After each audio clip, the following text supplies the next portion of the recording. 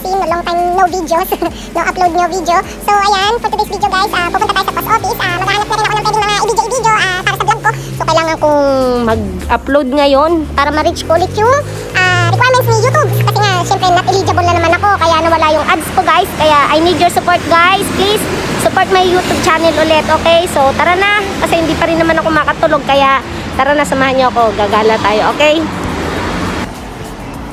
And so guys, hindi pa ako nakakaalis dahil alam nyo ba na may inayos ako kasi wala akong cellphone holder dito sa e-bike ko. Tapos ang ginawa ko, kinuha yung cellphone stand ko, yung ano lang, pinaka-ano niya. So, idinikit ko siya dito sa e-bike ko, inilagay ko siya. And, nag-ano ko, para akong nag-invento ba, nag-recycle, di ba? So, dahil wala akong mga pantali, ipapakita ko sa inyo ngayon guys, okay? And then, paalis na rin po ako.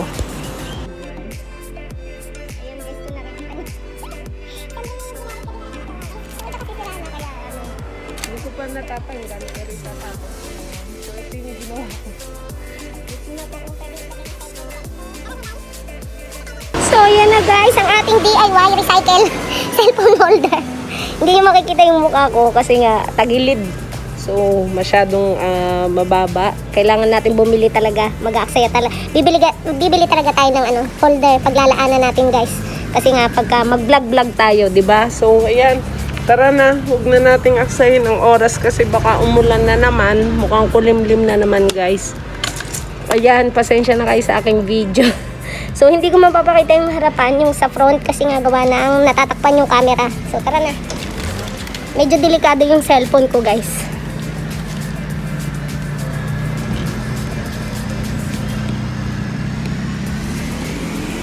So, kulimlim na naman dito guys. Mukhang uulan naman and malapit na kasi ang winter.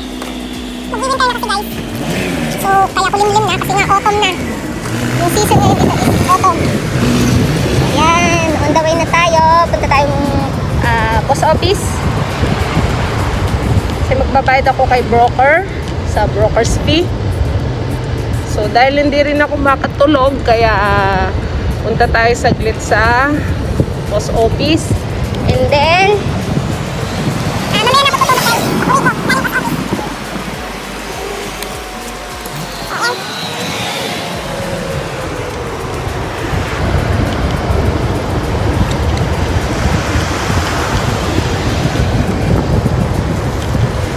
Road trip and hope hindi malobat ang ating e-bike and hindi mahulog ang aking cellphone. So sana hindi umulan.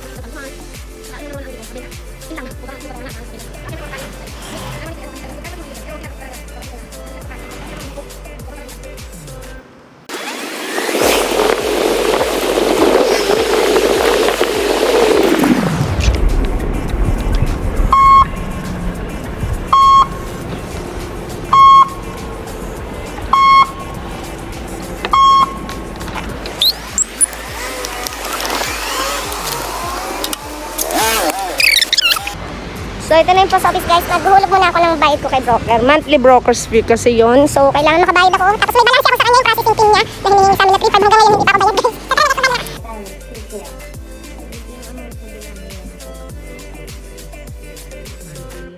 Broker's fee. So guys, ayan, tapos na tayo magbayad and isinend ko na rin kay broker. So ayan na yung resibo. Ayan. May ano na agad date, sealed na ano ng date. So ayan din yung pangalan ni broker and the account. So ayan guys, alam nyo, sobrang bilis dito ng mga proseso, ng process nila sa mga paghuhulog, sa mga ganyan, withdrawal, mga ganun. Alam nyo, hindi dito hassle guys. Ang kagandahan talaga dito sa Taiwan is na ang bibilis talaga ng transaction. Hindi katulad sa atin, ang daming cheche-boreche, kailangan ng mga ID, sobrang dami ng kailangan. Ang daming question, tapos yung sariling account mo na, kukwestiyonin pa, bakit may ganito, ganyan, i-hold yung mga ganun.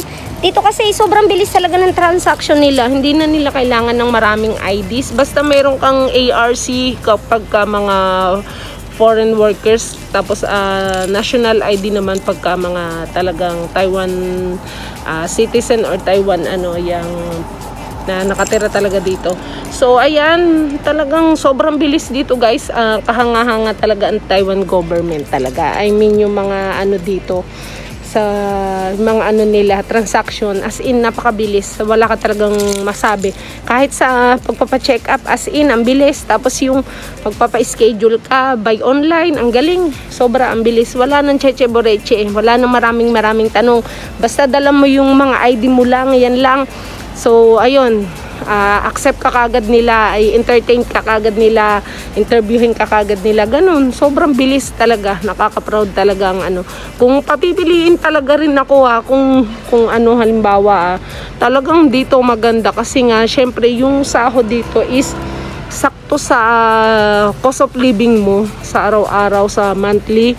So, ayun, sobrang ganda. Kasi sa atin, ang salary natin is hindi rin sapat yung pang araw-araw mo. Pagdating ng sahod is, ibinabayad mo pa sa mga utang, di ba? Kulang pa nga. So, ayan na, inabutan ako ng ulan, ng ambon. So, maghanap muna tayo ng pagkain kasi hindi pa ako kumakain din guys. Ayan na. So, salamat sa panonood guys. Thank you for watching. I hope na nag-enjoy kayo. And, maghanap ulit ako ng pwedeng i-video ngayon. So, tara na guys. Kakain muna ako. Thank you for watching guys. Support nyo pa rin yung video ko guys. Okay, thank you. Bye-bye.